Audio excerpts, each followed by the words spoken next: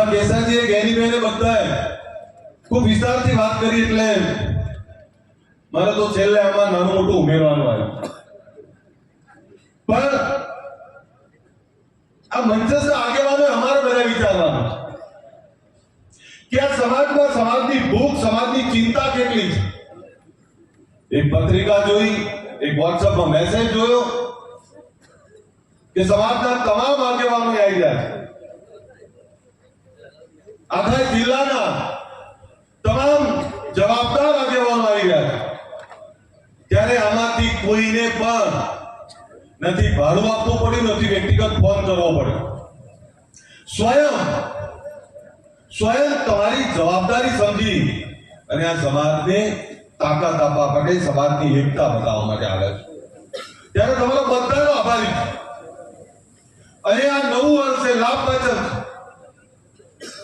ભગવાન ભોળાનાથ, આપણા સદારામ બાપા જગન્નાથ ભગવાનને પ્રાર્થના કરું કે આ સમાજની તમામ બદીઓ, તમામ મુશ્કેલીઓ, તમામ અણસમજો એ દૂર કરે અને સમાજને સાચી દિશામાં જે એક કરે છે એને વધારે એક કરે, વધારે તાકાતવર બનાવે.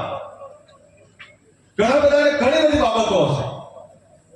આજે સ્વરૂપજી આ વિસ્તારનો દીકરો મંત્રી બનીને ગુજરાત સરકારમાં આવ્યા છે. આની પહેલા કેસાજી ચૌહાણ સાહેબ હતા ગુજરાત સરકારના મંત્રી, અને આ વિસ્તારનો આપણો દીકરો આ ગુજરાત સરકારમાં મંત્રી બનીને આવ્યો છે.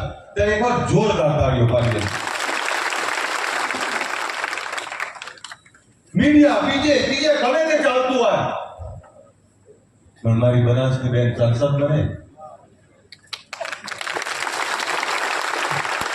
મારો યુવાન જે 15 વર્ષ પોતાના પગ ઘસી નાખ્યા, અને એના જેવા લાખો યુવાનો જેમણે આ સંગઠન, આ સમાજની સેવા કરવા, સમાજની બદીઓને દૂર કરવા માટે પોતાની જાત કપાઈ દીધી. એ જ માંથી એક યુવાન, એ જ માંથી એક દીકરી જ્યારે નેતા બને, આપનાર બને, ત્યારે મારાથી વધારે આનંદ બીજા કોઈને ના હોઈ શકે. મારા ચહેરા ઉપર કોઈ સિકંજ નથી.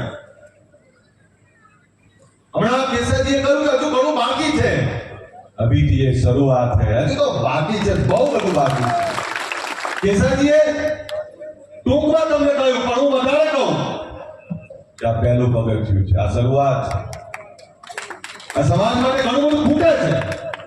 આ સમાજની તાલુકે શૈક્ષણિક સંસ્થાઓ જોઈ રહી છે. રાહ આવનારી પેઢી, કન્યા છાત્રાલય, આઈટીઆઈ, યુનિવર્સિટી, આ સમાજને બીજા સમાજોની હરોળમાં આગળ વધારવો હોય તો કેસાજીએ કહ્યું કે કેટલા બધા દુશ્મનો બેઠા. એ દુશ્મનો એટલે કોણ? જો દેશ જ્યારે આઝાદ થયો, આ દેશ આઝાદ થયો ત્યારે તમામ સમાજો સરખા હતા, પણ આપણી જોડે જમીન જાગીરી હતી. આપણા બાપ બીજાનો વિભાગ કરતા, બીજાનું રક્ષણ કરતા. આપણે એના બાળકો છીએ. આ વિસ્તારમાં દુષ્કાળ પડતો ત્યારે પણ ઘરમાં પડેલું અનાજ બીજા સમાજો માટે આપ્યા હતા, અને ક્યારે કહેતા નહીં. બીજાને મદદ કરીએ તો કહેવાનો સ્વભાવ નહીં. એ આપનારો સમાજ, અને એ સમાજને આજે કંઈક માંગવું પડે એવું તો શું થયું? એક એવો સમાજ કે રક્ષા ઇતિ ક્ષત્રિય, જે રક્ષણ કરી શકે, બીજાનો રખોમાં કરતો હતો, એની જ બેન, એની જ દીકરીને એવું કહેવું પડે કે મહિલા રક્ષા માટે કંઈક કરવું પડશે. આપણે એ ભાતીજી મહારાજના વારસો છીએ કે જેનો બાપ લગ્નના માંડવે બેઠા હતા, અને જ્યારે એવો કોલ આવ્યો કે ગાયનું દળ વાળી રહ્યા છે કસાઈઓ, ત્યારે લગ્નના માંડવેથી નિધન છૂટ્યું નથી, અને એ ગાયોના રક્ષણ માટે એ ભાતીજી મહારાજ થપી જાય, માથું કપાય તો ઘર લડે. એના વારસો આપણે, અને એની બેનને એવું કહેવું પડે કે આ મહિલાઓના રક્ષણ માટે કંઈક કરવું પડશે. આ દયા અને દુઃખ છે આપણા સમાજમાં. આ તકલીફ છે દોસ્તો, ઘણી બધી તકલીફો, ઘણી બધી યાતનાઓ છે આ સમાજમાં. એવું શું થયું કે એક સમયનો રખોપા કરનારો, એક સમયનો આપનારો સમાજ આજે આટલી બધી તકલીફો છે નહીં? તો કેસાજીએ 4-5 બાબતો ગણાય.